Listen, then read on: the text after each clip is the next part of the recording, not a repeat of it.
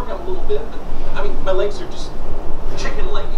So, alrighty, so it's time to go train. Happy weekend, everyone. Hope you guys enjoyed the last eating videos, but nothing too exciting today. Gonna go train legs. I think I hit them Tuesday and it's Saturday, so increasing the frequency a little bit and just enjoying my morning with some Hoovy's Garage here, and about to go train at a 24-hour fitness. So you guys see me in arm burst using the safety squat bar for a while. I'm gonna go train with my buddy Scott, which is exciting. I miss training with him a lot. We're gonna get going here, and I gotta just figure out how to go to a commercial gym and do inferior movements for my main compound, but it doesn't matter. We'll do what we can, we'll do what we're supposed to do, and the idea is to continue progressing, whether that's high volume, low volume, moderate weight, pushing the weight, pulling back. Progression's the name of the game, staying injury free. Ate a lot yesterday, ate a lot the day before, ate a lot the day before, just had protein. See you guys in the gym.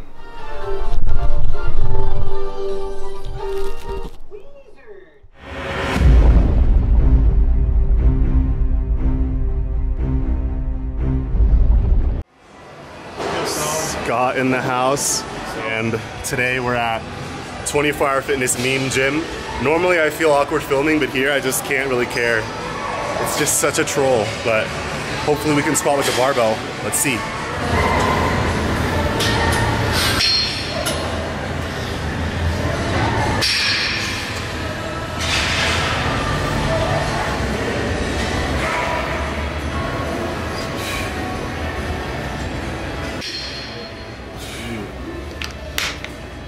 All right, everyone, what is going on? Hopefully you guys can see me. Got the lighting set up here. It should be pretty good. But we have something special today to view. Myself and Scott went on a squat date this morning, and it was Saturday morning, so we got up around 8 a.m., had breakfast, then linked up around 9, and we're training at 9:30, so really fun day. Always good to train with Scott, and what you're gonna see here is basically the progress he's made on his squats, and I haven't made any. I'm rehabbing, but we trained legs about 2 years ago when I first moved to Denver, and then kind of in a very, very similar fashion, we trained legs again today. When I first moved out to Denver 2 years ago in 2017, Scott was squatting like 205 for sets of like 4 to 6, 4 to 8, not really past parallel, not with any proper control. So he was okay, but just an average type of squatter. And then as we go through this video and get through some more sets of squats, you guys will see how he mimics my mechanics fairly accurately, which is the mechanics I've mimicked from just high bar squatters like Matt Ogus and people like that. And although he's 6'4", I think, and I'm 5'10", our leverages are pretty similar. He does have a longer torso than me, but if anything, that makes our legs a similar length. So he actually can squat like I do. And I'm sure you guys have heard plenty of tall people say they can't squat. Plenty of tall girls say they can't squat, but anyone can squat. Two of my best friends were 6'4" and 6'5", and we both were training partners for years. So it's no excuse, and here he is out squatting me, and his leg development shows. As you guys saw in the thumbnail, Scott had smaller legs than me 2 years ago, and now they're easily the same size, and he's put on so much mass that it's great. So this was him hitting 235 for a set of 8, I believe, and this is me hitting my first working set of 205 pounds. And I think I only hit it for 5 or 6 reps. So because I didn't have the safety squat bar today, I decided to kind of take it easy. Make sure this bad boy's filming. Yeah, and I just stayed around the same weight. So I could have definitely squatted 225 and 250, but my right knee and the connective tissue around the knee and the meniscus itself, they're still not 100%. So I'm gonna probably try to take at least 4 off days, maybe 5 before I hit legs again, and definitely not progress on the squat. Because if I push the squat, if I find myself pushing the squat, I find that I don't progress in my recovery. But if I push myself on the reverse lunges and the one-legged split squats, I recover really well. So when you're squatting, you can really push out on your knees a lot. You can cave in with a knee valgus. You can do a lot of things incorrectly. And with the one-legged movements, you can't, because you'll fall, you'll lose your balance. So it's a very strict track, and I think that's beneficial for me. But I'm gonna let you guys watch a little bit of live squatting here. More.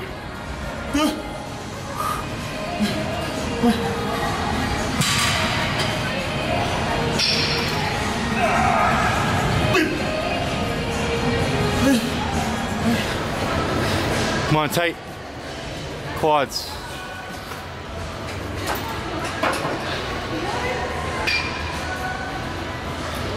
And this video is not about me, it's about myself and Scott squatting, so that's hard to say. But yeah, you guys have seen me squat a million times. There's nothing special here. We were doing the same weights. I did 205 for 5, then I did 2 sets with 215. I did those sets with 5 and 6 reps. So in this workout, I squatted 215 for a set of 5 and a set of 6 with excellent form, I think. And Scott did 235 for a set of 8 and a set of 7 at 6 feet 4. So he moved more weight for more reps through a longer range of motion than I did. So it's no joke, and I'm sure he's gonna see this footage and be stoked because I gave him some advice on squatting, and it's definitely improved his legs and it's improved his squat form, and it's really sweet to see that. So always trying to spread knowledge. And as you can see, I'm back in the squat game as well with the barbell. Finally, shoulders feeling 80–90%. So things are going really well. But yeah, I know that I preached compound movements a lot, and there's a lot of things that I preach, but that's because they've been ingrained in me, so I try to kind of also give them out as information. But in the process of regurgitating that information and giving you guys what works for me, I tend to kind of fixate on it myself. So it's kind of like I give you guys the advice when I'm already doing it, and then I come back and I'm like, oh, I'm gonna take that advice, so I gotta do that too. But I'm already doing it, so I tend to overdo things, which is why coaches are huge, because as soon as we find something that works, it's kind of hard to say when's too much. So if squatting ass to grass is good, maybe at some point there's too much. If doing compound movements is ideal, maybe at some point in the 90–95%, really high, at some point it's no longer beneficial to forego doing other movements. So this is me learning other movements, and I got Scott on here as well, and he was cashed. He couldn't even do the Spanish squats and stuff with me, but he out squatted me. My top set of lunges was at 22 pounds. He did all 3 like that, but I'm really happy with my form here. I haven't done Bulgarian splits since I was at physical therapy, but doing the one-legged squats and doing the reverse lunges and everything I do on one leg has made me better at the Bulgarian split squat. So like I said during the squat portion of the video, I feel little to no pain on any of the one-legged things that I do, and on squats I feel a little bit of pain. So that just means to me that I need to chill on the squatting and enjoy this type of training. And let me tell you guys, although it doesn't maybe hit as many muscle groups, it easily hits most of them just as hard.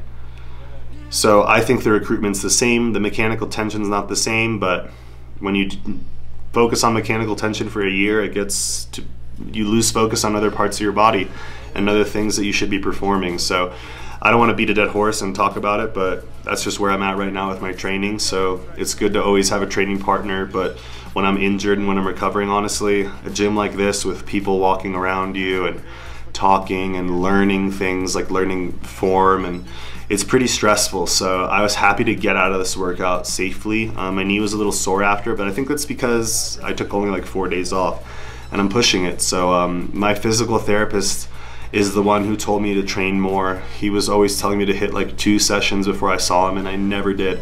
So right now, without his guidance, I'm like, oh, I feel a little soreness, but I know that he would say like, so what? What's your point? Like, he'd literally be like, what is your point that you feel that?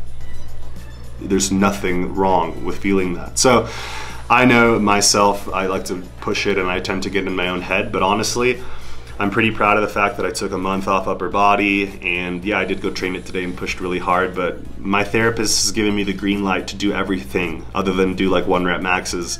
So it's just kind of surreal to have that be told to me, and it's helping me out in realizing that I tend to get in my own head, and when I feel an injury, it like really upsets me and really derails me.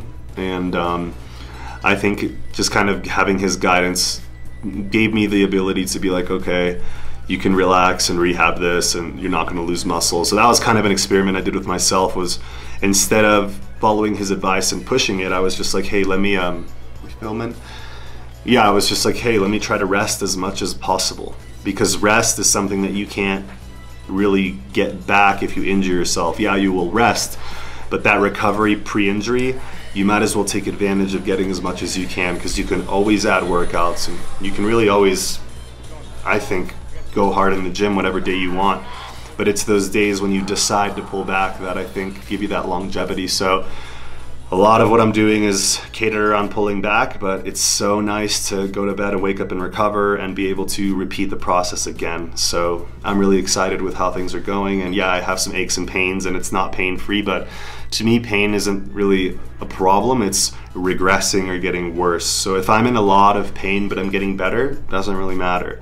If I'm not in a lot of pain and I'm getting worse and like I feel something tweaked, I don't like that feeling. I like to always know that my body's healing and that I haven't sidelined it. So that really covered the workout right there. We did squats, we did Bulgarian split squats, and then we just crushed it on the hamstring curl and leg extension. And I gave Scott some advice on locking out and just doing it the way my therapist suggested that I actually perform that exercise. And nothing fancy after that. Hit the Spanish squats, kettlebell swing, and reverse lunge workout that I do. And the nice thing was that I was able to hit 10 reps on the reverse lunges, no problem, and everything was really, really aggressive. So making progress. Peace. Sorry to bore you with another leg training video, but that's what we're doing. Good. Let's see, just pose them straight. Straight? Yeah, and then this back here. The difference, lift them up to the side. To the side, yeah. Yes. Alright, so I'm so disoriented. I'm disoriented as well. That was good. More disoriented by the sound and the amount of people in there.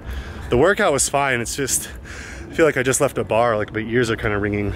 So If you want base, come to Lowry 24-hour. yeah, look at this parking lot on a Saturday morning. You think we're in freaking New York City or something. Actually, our first workout was a squat day, and it's funny how like 2 years later I'm finally healthy enough to do it. Like we said, we're pretty out of it, so I'm gonna relax, get the camera out of my face, because it's been a couple long days with the cam, and we're gonna kick it. So let's kick it. Piggy one. Texting takes so much effort sometimes. Chicken and rice. It's perfect. Pre-smells.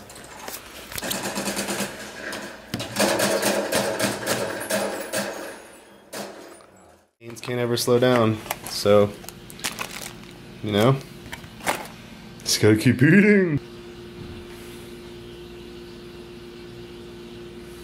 Eat.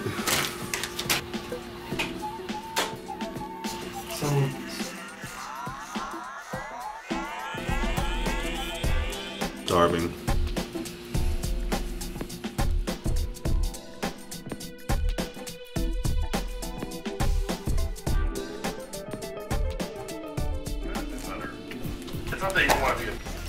And literally just like that, 1,700 more calories. Healthy. Would you get a sandwich? Yeah.